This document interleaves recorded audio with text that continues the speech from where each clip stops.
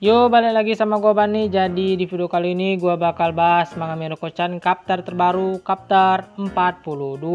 Tapi sebelum itu seperti biasa kita mulai dulu dari rekapan chapter sebelumnya. Jadi pas pelajaran seni kelas Miko dikasih tugas ngegambar yang jadi objeknya si Michiru. Miko berusaha lah buat ngegambar walaupun nggak tahu bentuk kepala asli Michiru itu kayak gimana. Singkat cerita, terjadilah sebuah momen saat Miko dan Michiru saling menatap. Dan saat itu juga alur cerita pun berubah. Tiba-tiba Michiru seperti apa ya bilangnya? Aneh. Fetis ke pensil Miko lah dan juga mata-matain Miko. Pokoknya berubah banget sikap nih cewek. Jadi di chapter 42 ini akan bercerita tentang Michiru yang mencoba ingin lebih dekat dengan Miko. Dan gak usah berbasa-basi lagi, langsung aja kita ke ceritanya. Panel awal dibuka dengan memperlihatkan kilas balik di chapter sebelumnya. Pasien Yuria ke gap lagi lihat Michiru gigit pensil yang sebenarnya gak sengaja. Langsunglah Yuria ditarik masuk ke dalam toilet. Untuk menghilangkan ketegangan yang Yuria rasakan, Michiru membuka percakapan dengan basa-basi dulu lah. Ini terasa aneh, padahal aku hanya pindah sekolah dan juga aku belum membuat teman di sini. Tapi entah kenapa saat aku dekat dengan Yuria, aku merasa seperti bisa menjadi diriku sendiri. Yuria yang gak paham hanya diam. Michiru pun lanjut bicara. Kau suka jamur kan? Bagaimana pendapatmu tentang ulat? Sebenarnya sih Yuria pengen bilang kurang suka, tapi keburu dipotong sama Michiru. Wah hebat, aku juga suka.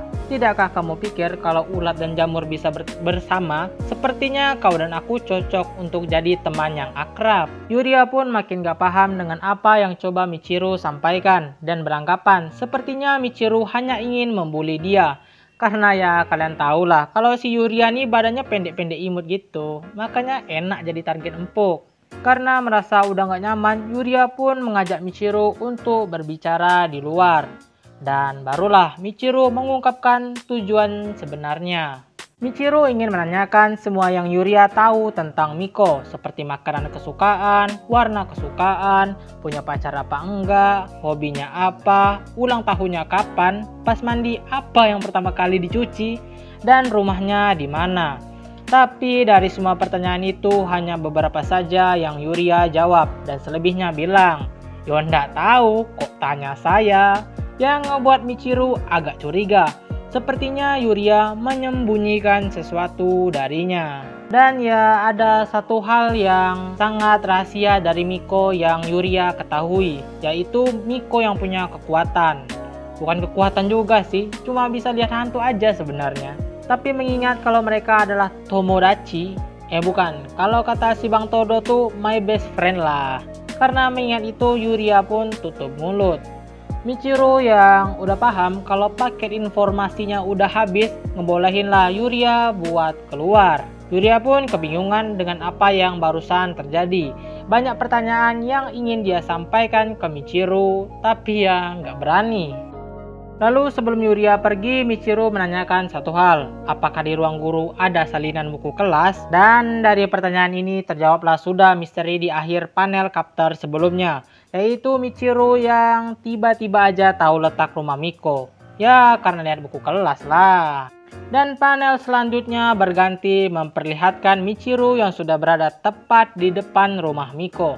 Terlihat di sana lampu di kamar Miko yang masih menyala, tapi nggak beberapa lama kemudian udah mati, menandakan Miko mau tidur. Karena udah nggak sabar banget pengen ketemu Miko, Michiru pun melakukan sebuah perbuatan yang cukup ekstrim.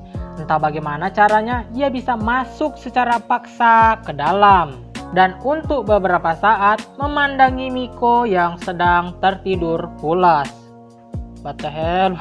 Gue agak curiga sih, apa jangan-jangan penyuka sesama nih cewek. Tapi positif thinking aja lah. Mungkin tujuannya cuma ingin berteman, tapi caranya aja yang salah. Kembali ke topik. Singkat cerita, panel pun berpindah ke Miko yang baru bangun tidur. Dia merasa agak pusing karena mimpi buruk yang dia rasakan tadi malam. Tapi dia benar-benar lupa apa yang terjadi saat itu.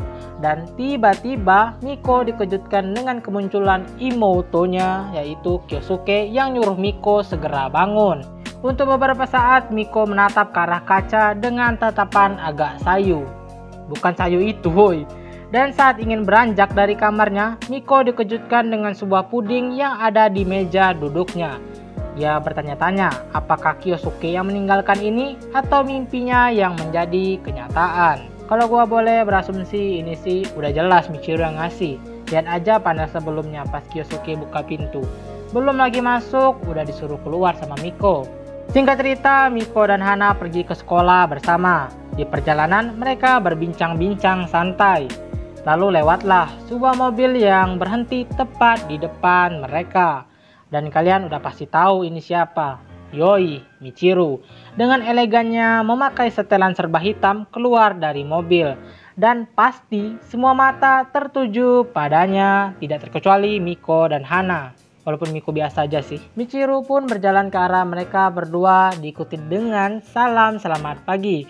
Hana yang saat kagum saat melihat cara berjalan Michiru merasakan seperti sedang menonton acara Paris Fashion Week.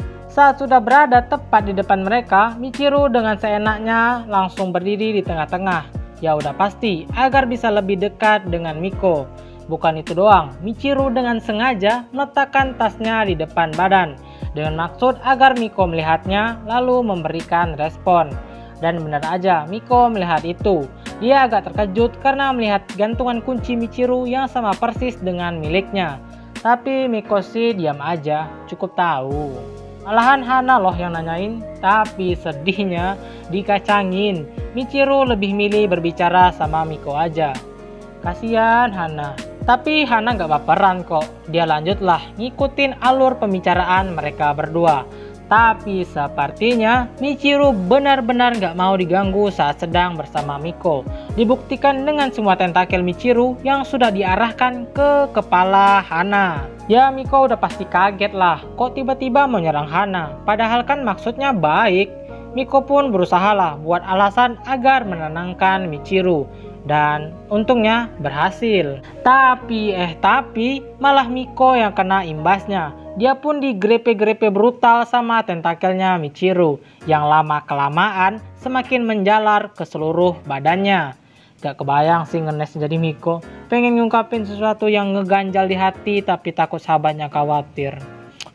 Emang baik banget nih cewek. Kembali ke topik. Semakin lama tentakelnya Michiru makin menempel ke badan Miko hingga sampai menutupi seluruh mukanya. Miko yang ngerasa kalau situasi ini udah cukup bahaya berusaha untuk mencari alasan lagi. Dia pun membuat alasan dengan gak sengaja melihat seekor kucing dan ingin mendekatinya. Langsunglah Miko berlari meninggalkan Michiru dan Hana. Dan benar aja, akhirnya Miko bisa terlepas dari tentakel tersebut. Tapi lagi-lagi sesuatu yang gak baik terjadi ke Miko. Saat berlari pergi, dia gak nyadar kalau sedang berlari ke tengah jalan. Dan sialnya ada sebuah truk besar yang sedang melaju. Dan nambah sial lagi, kapternya pun berakhir. Ya, begitulah kebiasaan Izumi Sensei suka ngegantung cerita. Padahal gue penasaran banget sih apa yang bakal terjadi sama Miko. Tapi seperti biasa bro, kita harus menunggu 1 bulan lagi. Oke lah ya, makasih buat kau yang udah nonton. Kalau suka dan pembahasannya bisa klik like, comment, and subscribe-nya boys. And see you the next video. Adios.